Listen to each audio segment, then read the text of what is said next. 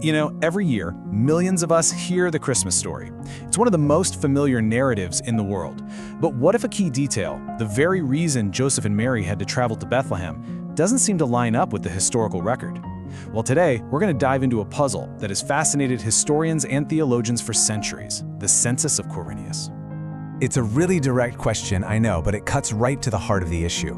A single couple of verses in the Gospel of Luke has kicked off this huge debate about a potential historical hiccup. So we're going to unpack what the Bible says, what history says, and see why the two seem to create this puzzle. Okay, so to really get what the big deal is, we have to start with the story itself. Let's take a close look at what the biblical text actually claims about the circumstances surrounding Jesus' birth. And here it is, Luke chapter 2, verses 1 and 2. It's super specific. It says Caesar Augustus, the Roman emperor, ordered a registration, basically a census. And it happened while this guy named Quirinius was the governor of Syria. This is the event that got the whole story moving, sending Joseph and Mary on their way to Bethlehem. Now let's add one more critical piece of information from the Bible. Both Matthew and Luke are clear that Jesus was born while King Herod the Great was still alive and kicking as the ruler of Judea. So now we have two key time markers, the reign of Herod and a census under a governor Quirinius. On the surface, that all seems pretty straightforward, right? But when you start to compare these biblical details to other ancient historical records, that's where a major problem starts to pop up.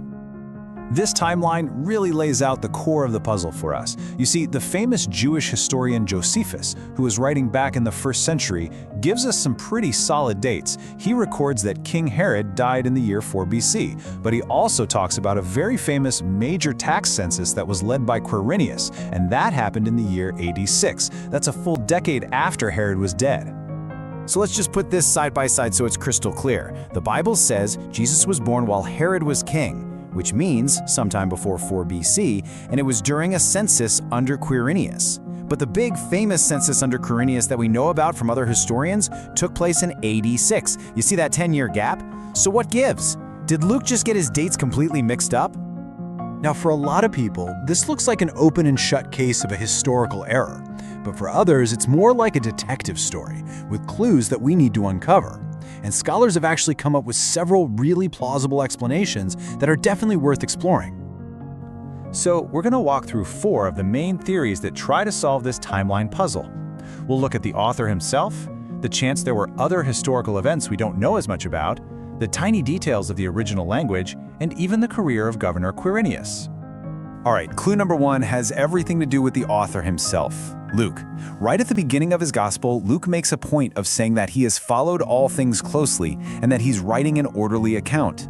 So many people argue, would an author who is so obsessed with accuracy really make such a massive 10-year mistake on a major historical detail? It seems unlikely. Okay, clue 2.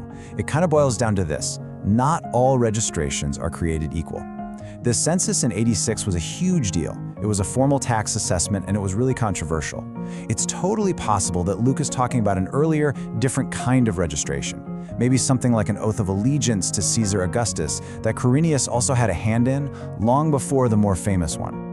Now this third clue is fascinating because it all comes down to the translation of a single, tiny Greek word. The word Luke used is prote. In almost every Bible you pick up, it's translated as first. But here's the thing, linguistically, it can also mean before or prior to. So what happens if you translate prote as before instead of first? Well, the whole meaning of the verse changes. It could be read as, this registration took place before Quirinius was governor of Syria. And if that's the case, bam, the timeline conflict just disappears. It would place the census right back in Herod's reign, exactly where the rest of the story says it should be. And our final clue zeroes in on Quirinius himself. You know, our historical records from that time are pretty spotty, but there is some evidence that suggests Quirinius might have been a big deal in the region of Syria twice. He might have held a major military or administrative command there before he became the official governor in AD 6. If so, he could have easily overseen an earlier registration in that first role, which would fit Luke's timeline perfectly. So after digging through all these clues, what's the big takeaway? How do we make sense of the biblical story and this historical puzzle? Well, it really leads us to 2 broader ways of looking at the whole thing. From one perspective, for many people of faith, these explanations show that this isn't some undeniable error. It's just a historical question where we're missing some of the puzzle pieces. Then, from a more secular historical viewpoint, this whole thing just highlights that ancient biographies weren't written like modern ones. They often cared more about theological meaning and telling a good story than they did about a strict date-by-date timeline. Now, you might be thinking, okay, why are we spending all this time on one little historical detail? And that's a fair question.